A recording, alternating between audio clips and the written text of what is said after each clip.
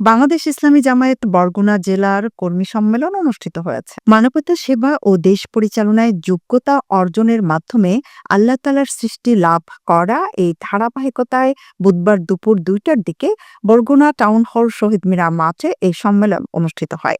এ সম্মেলনে প্রধান অতিথি হিসেবে উপস্থিত ছিলেন বাংলাদেশ ইসলামী জামায়াতের সেক্রেটারি জেনারেল ও সাবেক এমপি অধ্যাপক মিয়া গোলাম পরোয়ার।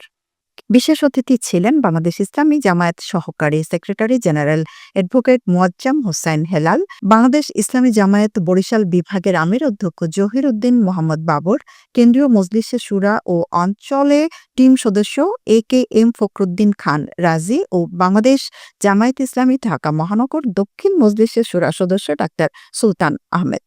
সভাপতিত্ব করেন বাংলাদেশ জামায়াত ইসলামী কেন্দ্রীয় মজলিস শুরা সদস্য ও আমির অধ্যাপক মাওলানা মুহিবুল্লাহ হারুন।